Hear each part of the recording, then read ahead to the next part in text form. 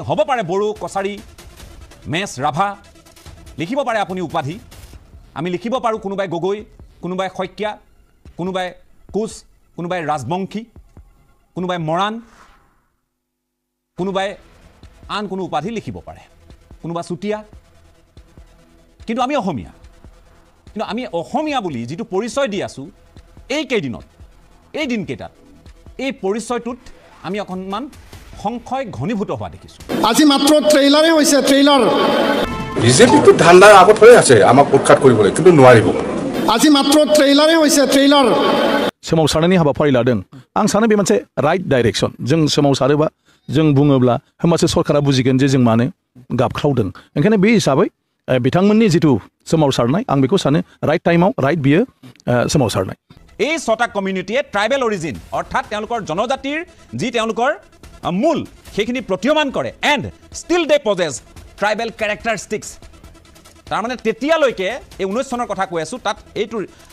তেওঁলোকৰ যি তাৰ পাছত কথাখিনি পোহৰলৈ আহিলে যে এওঁলোক জনজাতিৰ মূলৰ হয় মই এইখিনি নথিৰ কথা কৈ আছোঁ মনৰ কথা কৈ থকা নাই নথিৰ কথা কৈ আছোঁ গতিকে ভুল বাৰ্তা যাব নালাগে চৰকাৰে যদি বৰ্তমানৰ জনজাতিক অধিকাৰক ধ্বংস কৰি পেলাই যদি ৰিকমেণ্ডেশ্যন দিয়ে दा माने सोमावसारनायनि हाबाफारि लादों आं सानो बे मोनसे राइट डाइरेक्शन जों सोमावसारोबा जों बुङोब्ला होमबासो सरकारा बुजिगोन जे जों मानो गाबख्रावदों ओंखायनो बे हिसाबै बिथांमोननि जिथु सोमावसारनाय आं बेखौ सानो राइट टाइमाव राइट बियो सोमावसारनाय जय ट्राइबेल आं बुंनायनि बाथ्राया जाहैबाय बे बिलखौ जोङो दा हमथानो हानाय लामायाव गैया बिला पास जायजाया बेलेग बेयाव बहुत पार्ट दंबावो अल इन्डियानि एमपिफ्रा माबायदि लागोन दस्रा ट्राइबेलफ्रा माबायदि लागोन दस्रा स्टेटआ माबायदि लागोन खारन बेवहाय सेन्ट्रेल रिजार्भेशनाव माखासे समस्या फैगोन यूपीएससीनि रिजार्भेशन कोटा सेन्ट्रेल साख्रिनि रिजार्भेशन कोटा नोंनि एनआईटीनि reservation quota NIT central university बे गासिबोआवबो जिखिनि माने रिजार्भेशन दं बे रिजार्भेशनाव बियो एफेक्ट जागोन गतिके बे एफेक्ट जागोन हिसाबै अल इन्डिया लेभेलावनो बे मोनसे सिरियास इश्यू दा बे पार्टिं आं थांथ'वाखै बेथ' बे सेकेन्ड पर्याय पार्लियामेन्टआव बियो जाहैगोन खिन्थु खोथाया जाहैबाय जिहेतु बिला इन्ट्रडाक्सन जाबाय जोंथ' बेराखौ दुमनानै दोननांगोन जाहाथे जोंनाव बे धाक्काया फैया সুৰক্ষিত স্বাৰ্থত এইটো ট্ৰেইলাৰ হয় 25 নৱেম্বৰত চাব অসম চৰকাৰে যদি বৰ্তমানৰ জনজাতিক অধিকাৰক ধ্বংস কৰি পেলাই दानि जि थाखानाय ट्राइबेलफोर बे थाखानाय ट्राइबेलफोरनि थाखाय मोनसे गिथावना मोनसे जाथाय बियो বিজেপিটো ধান্দাৰ আগত হৈ আছে আমাক উৎখাত কৰিবলৈ কিন্তু নোৱাৰিব 100% নোৱাৰে বিজেপিয়ে আমাক উৎখাত কৰিবলৈ যেটো আগতে কৈছিলে যে 6 জনগোষ্ঠীৰ মাজত বৰ্তমানৰ যিসকল ট্ৰাইবেল আছে তেওঁলোকৰ সংঘাত যদি হৈ যায় তেতিয়াহ'লে আমি কেনেকৈ দিম এটাতো এখেতসকলৰ যিটো স্থিতি ইয়াৰ পিছত এতিয়া আপোনালোকৰ দাবীটোৰ প্ৰতি চৰকাৰৰ যিটো দৃষ্টিভংগী এইটো চাগে কৰবাত মই নাজানো 25 নৱেম্বৰত কি কৰিব কিন্তু এটাতো অলপ সন্দেহ আছে এখেতসকলৰ এই যুদ্ধাংদেহী ৰূপ দেখাৰ পিছত আমাৰ এটা স্পষ্ট কথা কোচ ৰাজবংশীসকলে কোনো 25 তাৰিখে অপেক্ষা কৰা নাই একো অপেক্ষা কৰা নাই কোচ ৰাজবংশীসকলক ইলেকশ্যনৰ আগত জনজাতিকৰণ প্ৰদান কৰিব লাগিব আমি খিলঞ্জীয়া ভূমিপুত্ৰ হিচাপে সাংবিধানিক যি অধিকাৰ সেই অধিকাৰ পাব লাগিব ইয়াত কোনে বিৰোধিতা কৰে কোনে কেনেকৈ চৰকাৰে মেনেজ কৰে সেইটো চৰকাৰৰ কথা সংঘাতৰ সৃষ্টি কেতিয়াও কৰিব নোৱাৰে কেতিয়াও নহয় কাৰণ তেখেতসকলে সংগ্ৰাম কৰিছে সেই সংগ্ৰামখনৰ প্ৰতি আমি সংগ্ৰামখন এগেইনষ্ট কেতিয়াও কৰা নাই সংগ্ৰামখন এগেইনষ্ট এইকাৰণে কৰা নাই মই যদি আজি টংগছৰ আভাসে ক'বলগীয়া হয় তেওঁলোকে সংগ্ৰাম কৰিছে কৰিব গণতান্ত্ৰিক দেশখন সংগ্ৰাম কৰাৰ অধিকাৰ আছে কোনো অসুবিধা নাই কিন্তু আমি কৈছোঁ যে আমাৰ অধিকাৰ হ'ব পৰা যিকোনো ধৰণৰ যি শক্তি বা যিকোনো ধৰণৰ ব্যৱস্থা যিসকল ধৰণৰ যি ধৰণৰ প্ৰক্ৰিয়া থাকিব বা প্ৰত্যাহ্বান থাকিব সেইটোক আমি প্ৰতিহত কৰিবৰ কাৰণেহে আমাৰ আত্মৰক্ষাৰহে এখন আমাৰ সংগ্ৰাম তো সেইকাৰণে আমি কৈছোঁ যে আজি তাৰিখত 6 জনগোষ্ঠী বা আহোমকে ধৰি সংগঠনসমূহে জনগোষ্ঠীসমূহে ভয় ক'ত খালে ভয় এইকাৰণে খাইছে আজি ট্ৰাইবেল বুলি কোৱাৰ লগে লগে আমাৰ পাৰ্লিয়ামেণ্টৰ ৰিজাৰ্ভেশ্যন ব্যৱস্থা আছে এছেম্বলি ৰিজাৰ্ভেশ্যন ব্যৱস্থা আছে অট'নমাছ কাউন্সিল ৰিজাৰ্ভেশ্যন ব্যৱস্থা আছে নিগম নিকায় পঞ্চায়তসমূহত ৰিজাৰ্ভেশ্যন ব্যৱস্থা আমাৰ আছে আহোম জনপদকে আদি কৰি এই সংগঠনৰে যিহেতু আজি অবিচিত পৰে গতিকে ভাৰতবৰ্ষ আজি 125 বাৰকৈ অধিক সংগঠন হৈ গ'ল গতিকে অহা 25 তাৰিখৰ প্ৰতি অসমৰ মুখ্যমন্ত্ৰী ডাঙৰীয়াৰ প্ৰতি আমাৰ এইটোৱে আহ্বান থাকিব যে অহা 25 তাৰিখে এনেধৰণৰ ব্যৱস্থালৈ আগবঢ়া অসম চৰকাৰখনে যে ভাৰতবৰ্ষৰ সংবিধানখন আৰু এবাৰ এমেণ্ডমেণ্ট কৰা হওক আৰু এবাৰ এমেণ্ডমেণ্ট কৰি হোৱাৰ পিছত পাৰ্লিয়ামেণ্টতো অবিচিতকৰণ ৰিজাৰ্ভেশ্যন ব্যৱস্থা অনা হওক এছেম্বলিতো ৰিজাৰ্ভেশ্যন ব্যৱস্থা অনা হওক বিভিন্ন যি নিগম নিকায় যি স্বায়ত্তশাসিত ব্যৱস্থাবিলাক আছে পৰিষদবিলাক আছে তাতো এইবিলাকৰ সংৰক্ষণ ব্যৱস্থা নীতিটো আনক সেই সংৰক্ষণ নীতিটো আনি দিয়া যায় তেতিয়াহ'লে আহোমকে ধৰি এই জনগোষ্ঠীসমূহে ভাবিব যে আমি লোকসভাত চিন্তা কৰিবলগীয়া নাই বিধানসভাত চিন্তা কৰিবলগীয়া নাই অট'নমাছ কাউন্সিলত চিন্তা কৰিবলগীয়া নাই পঞ্চায়তকে আদি কৰি নিগম নিকায়সমূহত ক'তো চিন্তা আমাৰ কৰিবলগীয়া নাই আমাৰ কাৰণে ৰিজাৰ্ভেশ্যন ব্যৱস্থা আছে হয় তেতিয়াহ'লে আজি যদি আদিবাসী আৰু তিতাজ বুলি কোৱা হয় আদিবাসী মিনছ কি যি উদিম বাকী অডিমাখে আমি ট্ৰাইবেলসকল নহয় নেকি হয় ভাৰতবৰ্ষৰ সংবিধানৰ আদিবাসী বুলি কোনো ৰিজাৰ্ভেশ্যন ব্যৱস্থা নাই শিডিউল ট্ৰাইব হিচাপে আছে আজি যদি আপোনালোকে ঝাৰখণ্ড ছত্তীশগড় যদি চাই আজি এই মুহূৰ্তত যদি আপোনালোকে চাবলৈ যায় তেতিয়া দেখিবলৈ পাব ঝাৰখণ্ড ছত্তীশগড় সংগ্ৰাম চলি আছে কি সংগ্ৰাম চলিছে তাত কৰ্মী উপাধি মানুহসকলে এছ টি হ'ব বিচাৰিছে টাচা উপাধি মানুহবিলাকে এছ টি হ'ব বিচাৰিছে তেখেতসকলে কৈছে তাত চাউথাল ওৰাম মুণ্ডা হ'লে কৈছে যে এছ টি নহয় কেনেকৈ এছ টি হ'ব পাৰিব আৰু যদি ইয়াত যদি চাবলৈ যায় তেতিয়াহ'লে সেই গোটেইসকল আদিবাসী বুলি তেখেতসকলে সোমাই আছে টি টাইপ যদি সোমাই আছে কেনেকৈ এইটো সম্ভৱ গতিকে সেইটো কৰাৰ লগে লগে ষ্টেট বেৰিয়াৰ আছে ষ্টেট কেনেকৈ বেৰিয়াৰ আছে অসমৰ এছ টিজনে গৈ পেলাই কি বোলে দিল্লীত গৈ পেলাই এছ টি হ'ব নোৱাৰে সেই সুবিধাটো এনজয় কৰিব নোৱাৰে তাৰ কাৰণে ষ্টেট বেৰিয়াৰটো পৰিব লাগিব তাৰ কাৰণে সংবিধান সংশোধনৰ প্ৰয়োজন আছে 2 নম্বৰ আমি যদি ক'বলৈ যে মৰাণৰ মতকৰ যদি কোৱা যায় জনসংখ্যা যথেষ্ট সংখ্যা কম আৰু ইতিমধ্যে চি চি টোৰ তৰফৰ পৰা ইতিমধ্যে কৈ দিছে বা ট্ৰাইবেল সংগঠনৰ পৰা কৈ দিছে যে তেখেতসকলৰ প্ৰতি সহমৰ্মিতা প্ৰকাশ আছে সহমৰ্মিতা মিনিংটো এনেধৰণৰ হৈছে এতিয়া যেতিয়া কৰি দিয়ক সেনেকৈ নহয় সহমৰ্মিতা মিনিংটো হৈছে কি যে সহযোগ কৰিবৰ কাৰণে ৰাইট মানে মনটো ইচ্ছুক গতিকে যেতিয়া মৰাণৰ মতকৰ কথাখিনি হ'ব এক্সিষ্টিং ট্ৰাইবেলৰ লগত যদি আলাপ আলোচনা কৰি পেলাই যেতিয়া সুন্দৰ পৰিৱেশত যায় ইয়াৰ সমাধানটো ইজিলি মৰাণ মতকৰ ক্ষেত্ৰত ওলাই আছেই ইয়াত ভয় খাবলগীয়া কোনো কথা নাই তাৰপিছত 3 নম্বৰ যদি আমি আহোঁ যে অভিযুক্ত গল বা কুচৰাজবং বুলি এই যে হ'ল ইয়াত অসুবিধা হৈছে আপাৰ আছাম বুলি কোৱাৰ লগে লগে ইয়াত আইডেণ্টিফাই কৰা যথেষ্ট অসুবিধা হৈছে নামনি অংশৰ অভিযুক্ত গোৱালপাৰা জিলাৰ কথাখিনি ক'বলৈ যোৱা যায় যিসকল একচুৱেল যিসকল কোচ ৰাজবংশী আছে সেই একচুৱেল কোচ ৰাজবংশীসকল সঁচাকৈ ইকনমিলৈ তেখেতসকলে বেকৱাৰ্ড হয় এইটো স্বীকাৰ কৰিব লাগিব কোনোবাই ভাল পালে স্বীকাৰ কৰিব লাগিব বেয়া পালেটো স্বীকাৰ কৰিব লাগিবই কিন্তু সেইখিনি কৰিবলৈ যাওঁতে তাত কিছুমান এনেকুৱা ধৰণৰ আছে যে একচুৱেল কোচ ৰাজবংশী মানুহসকলে যি টাইটেলে তেখেতসকলে নামাংকিত হয় একেই টাইটেলে কোনোবা হয় কলিতা সম্প্ৰদায়ৰ মানুহ আছে হিন্দু বেংগলী সম্প্ৰদায়ৰ আছে গতিকে সেইটো কোনে আইডেণ্টিফাই কৰিব গতিকে সেইটো এটা এছেছমেণ্ট কৰক ষ্টাডি ইম্পেক্ট এছেছমেণ্ট এটা তেখেতসকলে কৰক কৰি উঠাৰ পিছত যদি প্ৰক্ৰিয়াটো আগবাঢ়িবলৈ যোৱা যায় মই ভাবোঁ অসমৰ কোনো ট্ৰাইবেল মানুহে নিশ্চয় বিদ্বেষণ নকৰিব গতিকে সেইখিনি কৰিবলৈ যাওঁতে বা সেইখিনি নকৰাকৈ যদি 25 তাৰিখে যদি এটা ৰিপৰ্টিং কৰি দিয়া যায় তেতিয়াহ'লে এইটো পৰিৱেশটো বিনষ্ট হ'ব আৰু চতিয়াৰ ক্ষেত্ৰত যদি আমি ক'বলৈ যোৱা যায় চতিয়াসকলৰ যি এক ঐতিহ্য আছে আহিমৰ নিচিনাকৈ যে সংগ্ৰামৰ ইতিহাস আছে যি শাসন কৰা যি ৰাজশাসন কৰা যি ইতিহাস আছে সেই ঐতিহ্যসমূহ যদি আমি একেষাৰ যদি ওলাই আমি কৰি দিওঁ তেতিয়াহ'লে আমি লাচিতক অপমান কৰা হ'ব লাচিতক পাহৰা হ'ব সেই চতিয়াৰ সতি সাধনীক আমি পাহৰি যোৱা নিচিনা কাৰোবাৰবিলাক হ'ব গতিকে সেইটো কেতিয়া হ'ব নালাগে তাৰ পৰিৱৰ্তে তেখেতসকলক এই ধৰণে থাকিব দি এই তিনিটা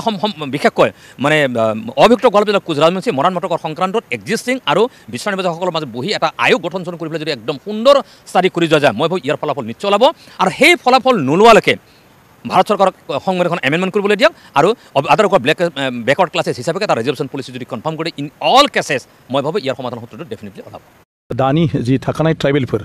बे थाखानाय ट्राइबेलफोरनि थाखाय मोनसे गिथावना मोनसे जाथाय बियो खारन गोदो गोदायनिफ्रायनो ट्राइबेल हिसाबै जोङो हा सांबिधानिक मोनसे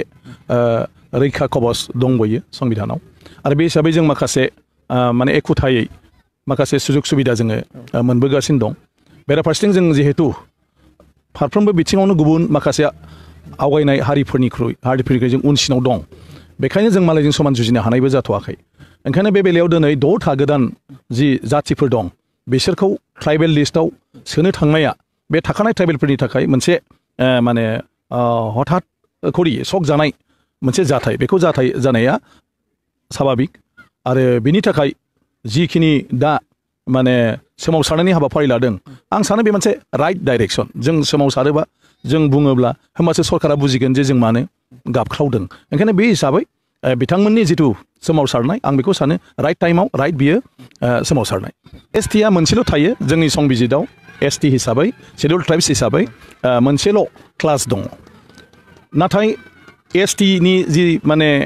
बिफान सोमोन्दो थानानै खामानि मावनाय बे जाहैबाय रायजोफोरनि सायाव सोनारो ओंखायनो रायजो सरकारफ्रा गावबागाव रायजोआव बेसेबां एसटि दं आरो बे एसटिफोरखौ माबायदि रैखाथि होनांगौ बिनि थाखाय बिसोरो गावबागाव रायजोआव रायजो सरकाराव माखासे आयेन दानानै लायो आरो बे आयेन दानानै लानाय हिसाबै बिसोरनि सुबुं सानखो हिसाबै माबायदि बिभिन्न बिथिङाव गुबुन गुबुन बिथिङाव बिसोरनि जिथु मोन्थाय बे मोन्थायफोरखौ माने मोनहोनो हायो बिनि राहाखौ गभर्नमेन्टआ लायो बे हिसाबै आसामाव गोदो गोदायनिफ्रायनो जेब्ला माने शेड्युल ट्राइब्स लिस्टआ जाबोदों बिनि उनाव आसाम गभर्नमेन्टआ हाजो ओनसोलाव थानाय आरो हायेन ओनसोलाव थानाय प्लेन्स आरो हिल्स बेखौ लानानै मोननै स्टेट गभर्नमेन्टआ माने भाग राननानै दोनदों जिहेतु हाजो ओनसोल आरो प्लेन एरियानि बिनि जायगा ओमफ्राय बिनि माखासे राजनीतिक आबहावा आरो बिनि जि हारिफोरनि बिसिनि बिभिन्न दिगाव जिफोर माने मा होनो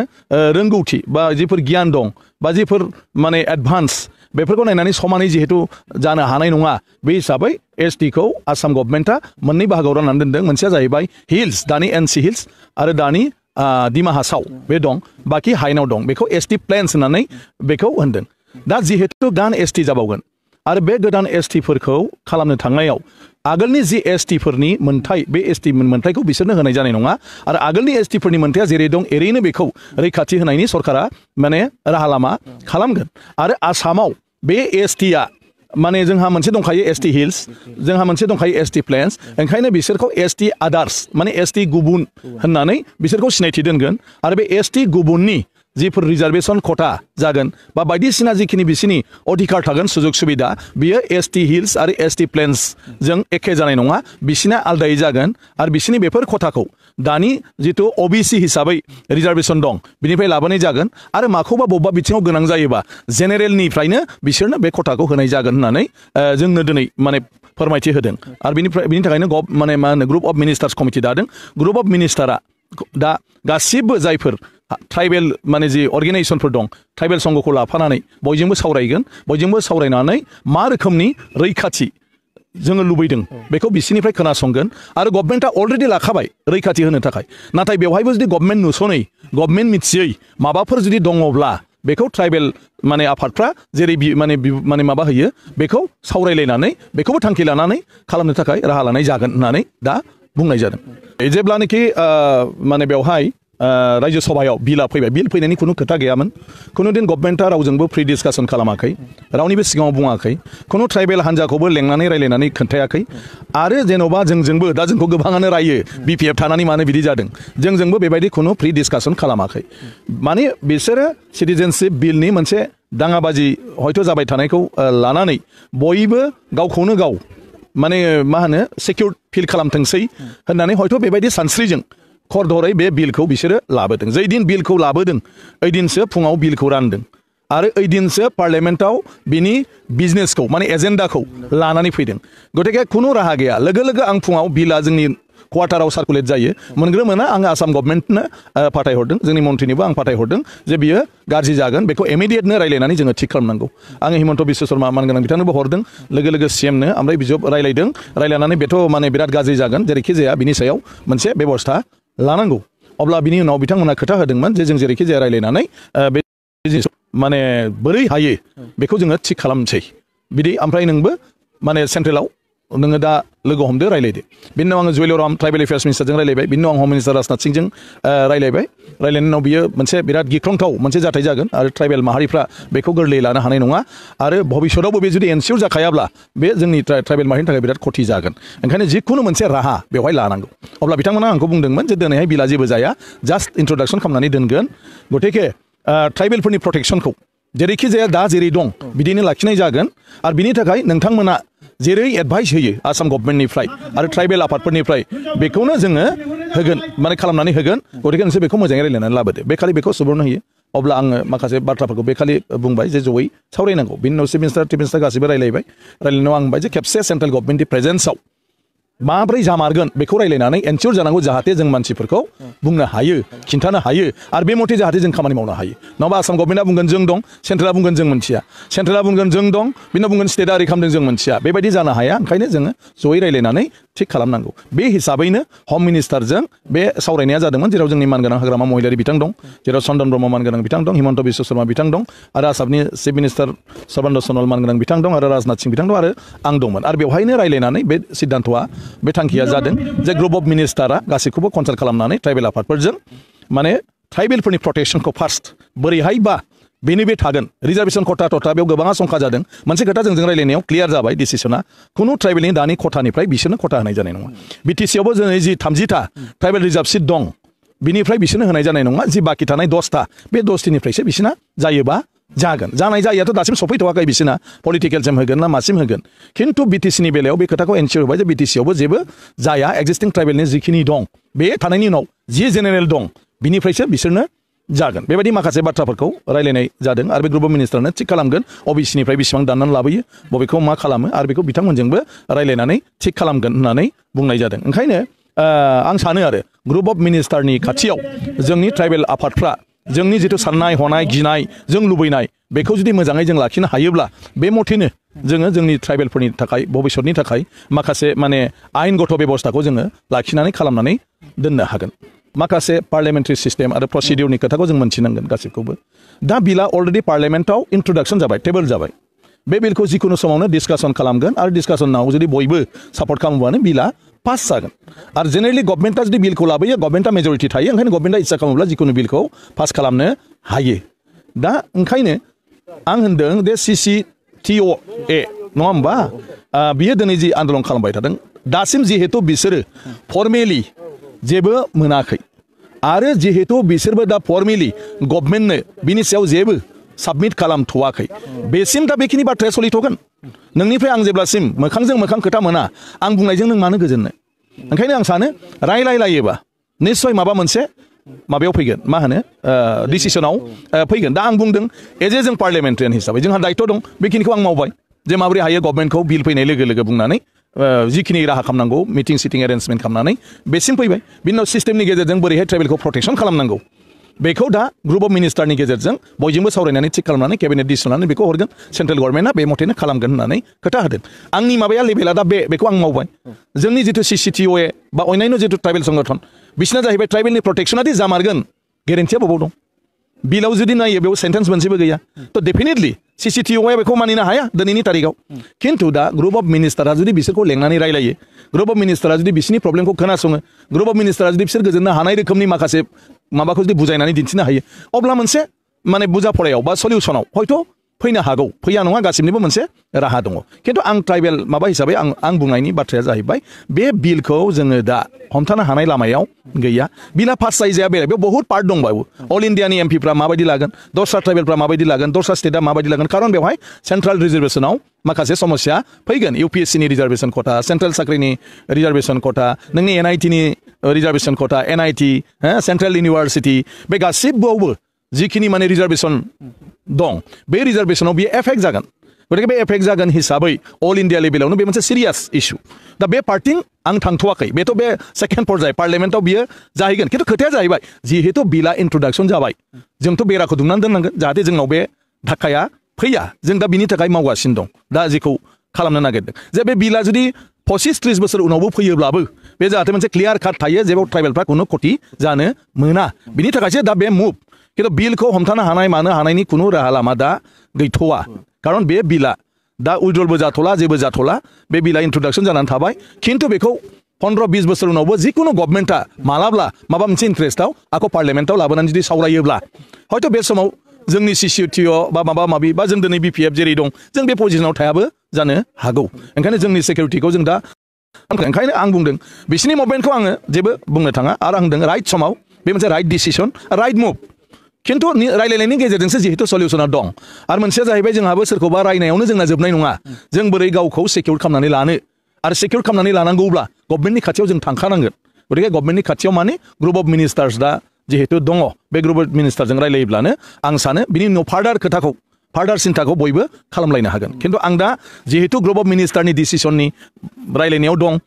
गभर्नमेन्टजों कनसाल्ट खालामनायाव दं बथ सेन्ट्रेल आरो स्टेट गभर्नमेन्टजों दं बेवहाय जोंजों मोनसे फाइनेल माने माबायाव फैदों जे दानि ट्राइबेलनि खुनु अधिकारखौ बिसोरनो होनाय जाया आरो दा जेरै दं एसेम्ब्लि सिटआनो जा जियानो जा काउन्सिलनि सिटआनो जा साख्रि बाख्रिनि खथायानो जा बेखौ गासिबखौबो प्रटेक्सननि बेबस्था लागोन दा बे प्रटेक्सननि बेबस्थाया बोरै जागोन बेखौ सेन्ट्रेल गभर्नमेन्टआ स्टेट गभर्नमेन्टआ बेखौ जेब्ला रिकमेन्डेसन हरगोन बे रिकमेन्डेसन हरनायनि उनाव जुदि संबिधान संशोधन खालामनांगौ आरोबाव बेलेग बेलेग आर्टिकेल जेरै एमपिनियाव 330 माने आर्टिकेला जायो जेराव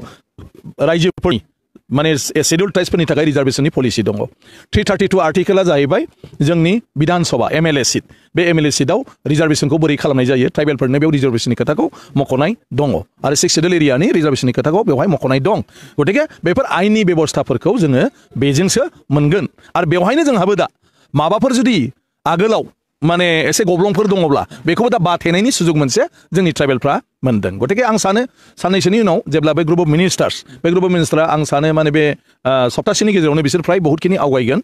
आरो ओरैनोब्लाबो रिपर्टखौ 1-1.5 मासनि गेजेरावनो फाइनेल खालामनायनि मोनसे राहा लामा लानो नागिरदों आरो बेवहाय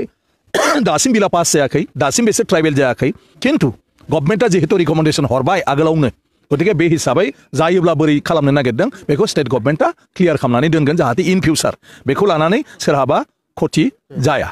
खामानिया जोंहा कार्बि आंलंनि बर'फोरखौ ST खालामनायनि खामानिया 99%आनो जाजोबनानै दं टटेल प्रसेसा फ्राय माने कमप्लिटेड दाख्लैहाय बिलखौ लाबोनायनि खोथामोन नाथाय दिमा हासावाव इलेक्सन जानायनि थाखाय बेखौ कड अफ कन्डाक्ट माने लकेलाव एसे गाज्रि परिबेस जागोन आरो बेयो मोनसे इनफ्लुयेन्स खालामगोन माने इलेक्सनाव सोरबा पार्टिनो माने मा होनो बेखौ फेभार खालामनाय आरो माबा खालामनाय बेबायदि मोनसे सिटुएसन दं होननानै दाख्लैहाय बिलखौ बेखौ लाबोनाय जायाखिसै ओमफ्राय जों दा खावलायदों जे बे बिलखौ नैबे जिथु फेब्रुवारियाव जानो गोनां 31 जानुवारि जानो गोनां बेवहाय लाबोनानै बे बिलखौ फोजोबनांगौ बिलनि टटेल प्रसिडिउरा गासिबो कमप्लिट आरो दाख्लै जों गावनो माने मुभ खालामनानै जोंनि मानगोनां हाग्रामा महिलारि जों गासिबो मुभ खामै ल' मिनिस्ट्रि गासिबो क्लियार जाजोबनानै दा दं बिला गतिके आं सानो जुदि नैबे बाजेट सेसन अबसे इन्टारिम बाजेट गतिके बेवहाय फाइनेन्स बिलखौ लानानै जुदि बेस्थ' थायो आरो जुदि अपोजिसनफ्रा जुदि हाउसखौ सलायनो होआ अब्ला बेलेग बाथ्रा खिन्थु आदारवाइज बेखिनियाव जानो गोनां दा बेखौबो जों बारा बुंजाया मानो बे खोथाखौ बुंनाय लोगो लोगो दस्राया आरो माने अर नांहैगोन हमगोन बा कार्बि आंलंफ्रावबो ओंखायनो बे जागोन जाखानायनि लामायाव थानाय गतिके आरो नैबे सिटुएसनाव जिहेतु ट्राइबेला जुदि मालायखौ बाजादोंबा बिसोरखौबो मानथो जाहोनांगौ बेफोर माखासे बाथ्राफोर फैयो बे हिसाबै इसिबांसिम आं सानो बेखौ लानानै जों बारा सरसा खालामथ'यैया मोजां दा बयनिख्रुइ बांसिन सिरियास इस्युआ जाहैबाय बे 6था कमिउनिटिखौ होनायनि बेलायाव जों गावखौ बोरैहाय प्रटेक्सन खालामनो आरो बेखौ होबथानो हायो नामा होननानै जितु कुइसन डेम'क्रेटिक प्रसेसआव नाम्बार गेम गतिके पार्लियामेन्टआव जोंहा नाम्बार गैया जों मात्र अपोज खालामनो हागोन वाक आउट खालामनो हागोन जों ग्रुप अफ मिनिस्टार्सनि मिटिङाव थाङालासिनो थानो हागोन खिन्थु जों बेवहाय मेजर एफेक्ट खालामहैनो हानाय माने जेबो बे रोखोमनि लामा लानो हानायखौ आङो नुहुरा गतिके जोंनि जिथु बेखौ होबथानाय आरो जोंखौ रैखानाबेक्षन खालामनायनि लामाया एसे गोजानाव थायाजासे फुरा हाबसोमनानैबो जोङो जालांनांगोन जों टेबोलावनो नांलायबाय थानाया मोजां गोजानाव थानानै जों रायहरालासिनो जों सिगाङाव हाबनानै ग्रुप अफ मिनिस्टारनि टेबोलावनो जों थरख' होनाया मोजां जों सोरबा चिफ मिनिस्टारजों थरख' होनाया मोजां जे मानो बेफोर बुस्थुफोरखौ खालामनो नागिरदों गतिके होमब्ला मोननैयाबो जागोन मोनसेया जुदि गभर्नमेन्टआ रिलेसन जायो जे बेखौ खालामजाया होमब्ला बेबो फैगोन आरो मोनसेया जुदि थिग আছে गभर्नमेन्टनि बुंनाया जुदि बा जोंनि थाखाय साननाया जुदि जुक्ति संगतब्ला जाथावब्ला आरो जों जुदि बेखौ कनभिन्स जायो होमब्ला बेवहायबो मोनसे प्रटेक्शननि लामाखौ बोरै लुबैयो खालामलायनानै लानो हागोन फिउचारनि थाखाय दा बे ओंखायनो बिला जिहेतु इन्ट्रडाक्सन जाबाय दा प्रटेक्शना बोरै जागोन आरो बिला माला पास जाया बे बेलेग बाथ्रा खिन्थु बिनि थाखाय गभर्नमेन्टआ जिहेतु अलरेडि रिकमेन्डेसन हरबाय नेशनेल कमिसन फर शेड्युल्ड ट्राइब्सआ अलरेडि रिकमेन्डेसन हरबाय आरो RGI registrar general of India जिहेतु अलरेडि हरबाय जों रायबाबो बुंब्लाबो गभर्नमेन्टआ गभर्नमेन्ट बिसोर खालामनो हायै जेबो नङा संबिधानखौबो एमेन्डमेन्ट खालामनो हायै जेबो नङा बेखौ जों दा जास्ट माने मोनसे इनजास्टिस जादों होननो हानायनि बादै दस्रा लामा थाया गतिके ओंखायनो जों बयबो बोरैहाय बेखौ गोथौवै साननानै मोनसे कालेक्टिभ डिसिसनजों जों जोंनि फिउचारखौ थिग खालामनो हायो बिनि थाखायनो जों बांसिन दा मोजाङै सावरायनांगौ बेखौ दाय होनानै जों एरखेनानै थालायब्लानो जाया जों बयबो सोरखौबाल' आसि थुवाजासे दा जेनेबा बिपिएफखौ आसि थुदों हाग्रामाखौ आसि थुदों जे कचराबंशी आदिबासिखौ माने होनांगौ होननानै बुंनायनि थाखाय खिन्थु खोथा बुंलायबा बहुत ट्राइबेल संघ आरो जोंनि गुबुन गुबुन ट्राइबेल अर्गेनाइजेसनफ्राबो माखासे स्टेटमेन्टखौ आगोलनिफ्राय होबोबाय थादों जे बिसोरखौ होथारोब्लाबो उइदाउट एफेक्टिं दि एक्जिस्टिं ट्राइबेल दा जों बयबो बुंबोआखै होनबा आगोलनिफ्राय जे दानि ट्राइबेलफोरखौ खहा खालामाजासे जुदि जायोब्ला जोंहा बुंनांगौ जेबो गैया दा जोंखौ गभर्नमेन्टआ होनबाय दानि ट्राइबेलखौ खहा जायाजासे जोङो 6 जाथिखौ एसटि होनो लादों गतिके माबायदि खहा जाया बेखौ जों दा गभर्नमेन्टनिफ्राय नागिरनांगौ आरो बेखौ जों गभर्नमेन्टजों थिग खालामनानै लानांगौ दा बे बेलायाव जोङो गभर्नमेन्टजों थानाय हिसाबै जिखिनि रायलायबाय बेवहाय जोंहा रोखा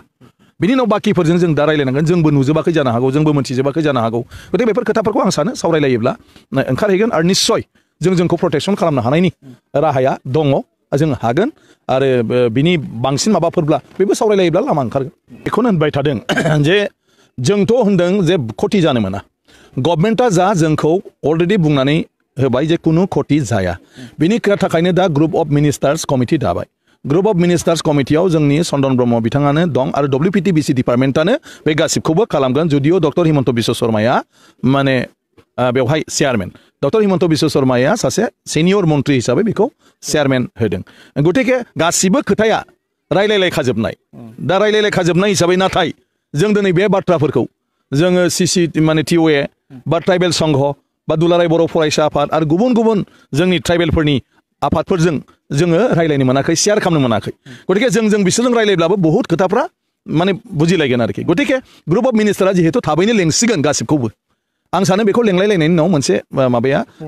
समाधाना फैगोन थारमाने अलरेडि इन प्रिन्सिपल जों दा बेखौ बुंबाय थानाय जादों आरो गभर्नमेन्टजोंबो थानाय हिसाबै दे 6 जनगोष्ठिया जायोब्लाबो गिनांगौ गैया